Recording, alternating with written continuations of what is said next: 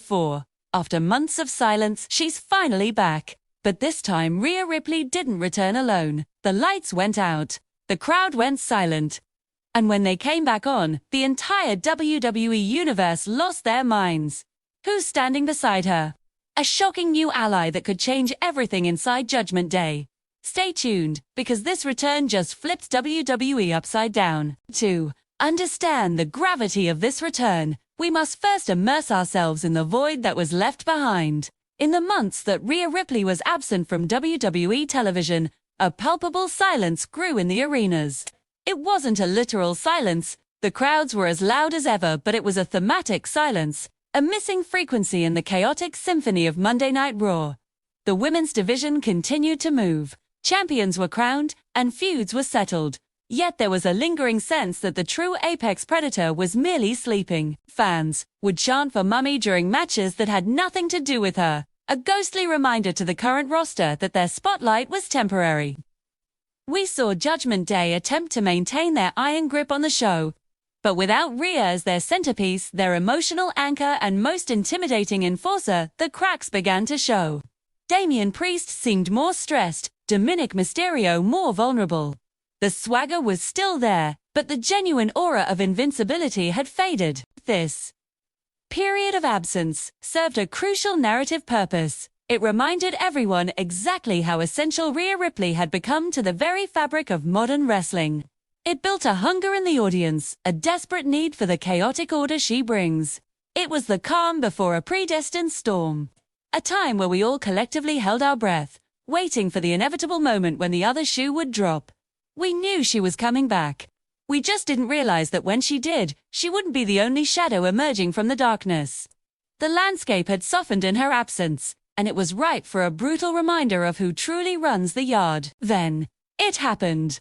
It wasn't announced with fanfare or scheduled for a premium live event main event. It happened when we least expected it. During a moment of routine programming, which made the impact exponentially louder. The arena plunged into a complete, suffocating blackout. For a few seconds, there was genuine confusion. Was this a technical glitch, a production error? Then, that familiar guttural roar of her theme music sliced through the darkness, and the crowd's reaction was visceral, a mixture of terrified delight and deafening cheers. Threads. When the violet spotlights finally pierced the black, there she stood at the top of the ramp. But the immediate elation of the fans quickly morphed into a stunned murmur.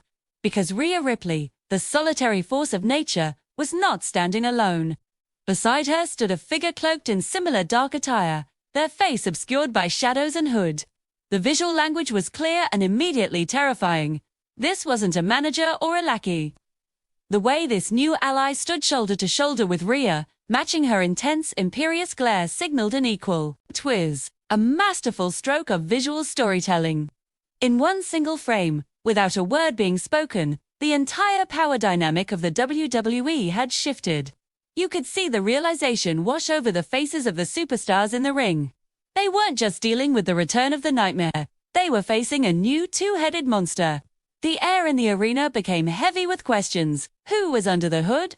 Why did Rhea, a woman who needs no one, suddenly decide to share her spotlight? The sheer unpredictability of this moment created instant must-see television, dragging every viewer deeper into the mystery of this dark new alliance. The eventual unmasking of this new ally was designed to be as psychologically jarring as possible.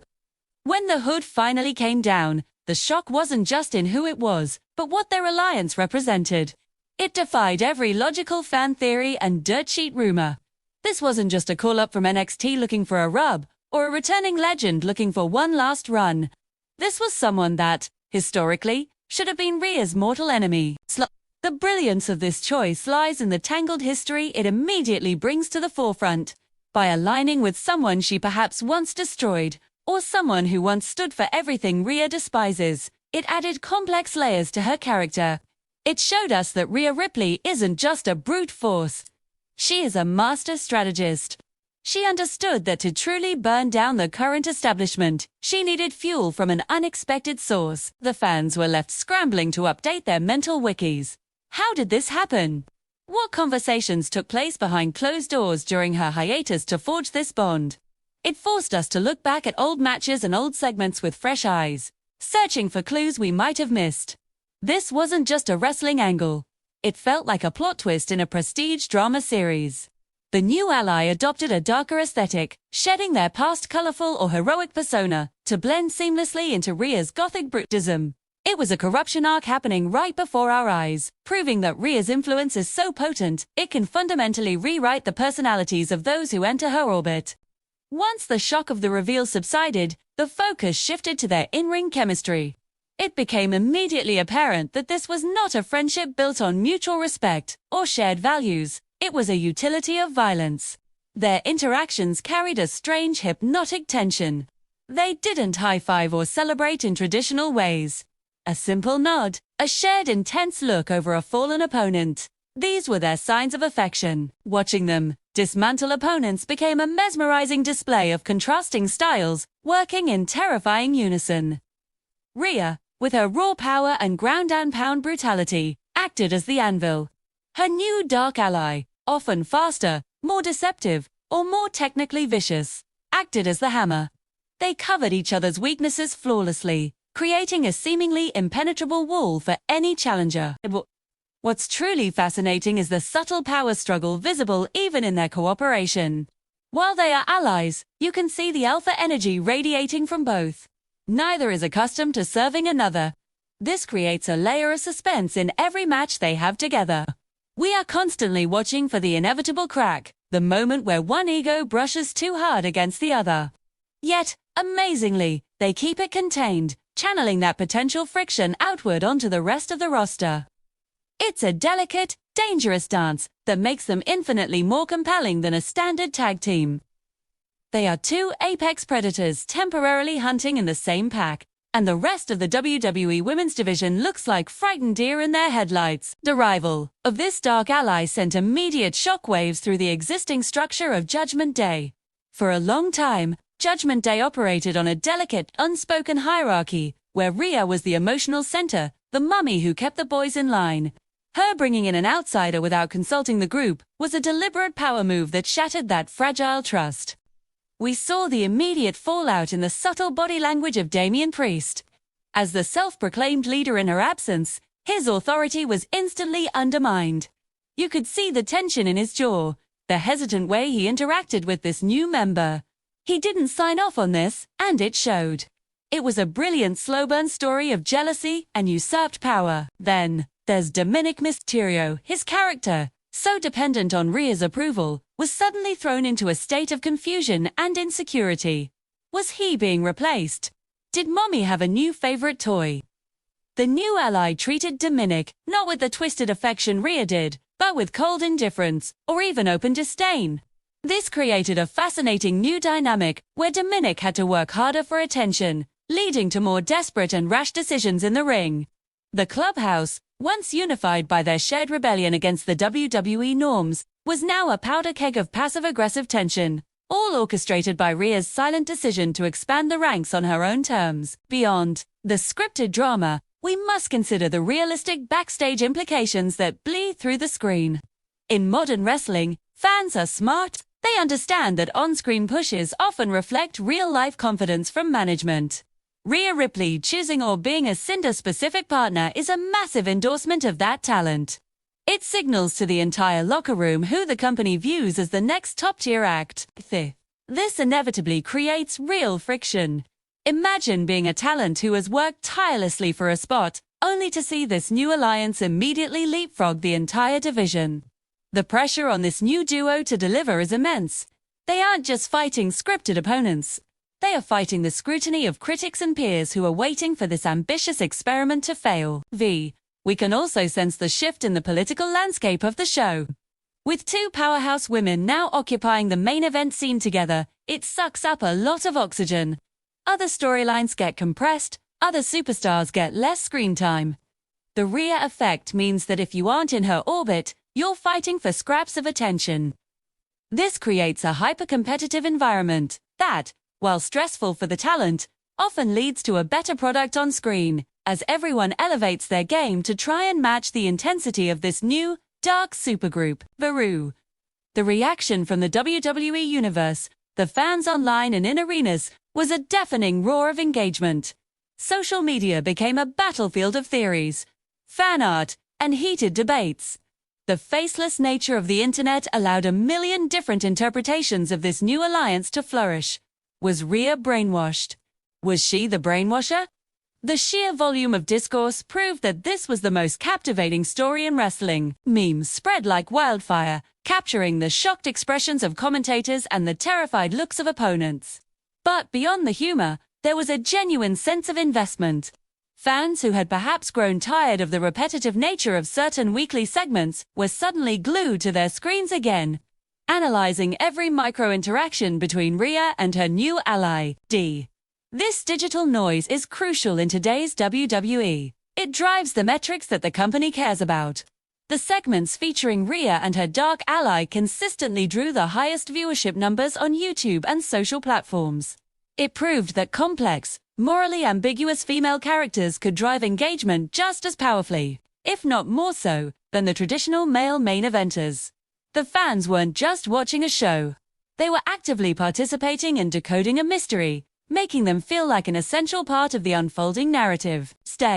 The ripple effect violently crashed against the shores of the current champions. Think about the women holding titles during this return. They had worked hard to establish their reigns, to build their own legacies. Suddenly, all that hard work felt secondary to the towering shadow cast by Rhea and her new force. Promos from champions began to sound a little less confident. You could hear the slight tremor in their voices when addressing the Rhea problem. They knew that it wasn't a matter of if they would have to face this new threat, but when. It forced babyface champions to explore darker, more desperate sides of their own characters to prepare for the coming war. 2. It also completely disrupted the title picture. Usually there is a clear line of contenders. Now, that line was obliterated. Rhea and her ally could conceivably challenge for both singles titles and tag team titles simultaneously.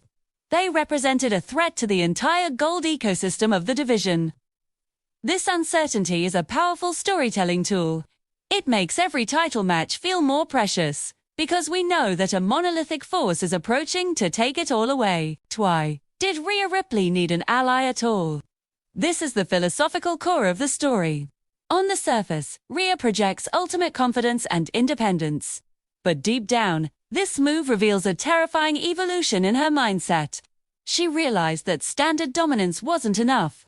To truly leave a legacy that would never be forgotten, she needed to build an empire, not just a winning streak. This dark ally represents an extension of Rhea's own ambition. It's an admission that while she can beat anyone one-on-one, she cannot control the entire ecosystem alone. By deputizing another elite talent, she effectively doubles her sphere of influence. It's not a sign of weakness. It's a sign of supreme, terrifying intelligence. It also speaks to her need for control. By corrupting or recruiting another top-tier talent, she removes a potential rival from the board and turns them into a weapon. It's the ultimate keep your enemies closer tactic. We are watching a masterclass in long-term faction building, where the ideology of pure, unapologetic dominance is thicker than blood. As we reach the end of this narrative exploration, a final unsettling thought emerges. A twist in the tale that adds a layer of tragic depth to this viral moment. What if Rhea didn't bring in this ally to help her rule? What if she brought them in to be the ultimate sacrifice? History tells us that all dark alliances in wrestling eventually implode. The Sith rule of two always ends in betrayal. Perhaps Rhea, in her twisted brilliance, is already planning for the day this ally becomes too powerful. She might be building them up only to tear them down publicly, cementing her status as the untouchable goddess of WWE by destroying the very monster she created. 2.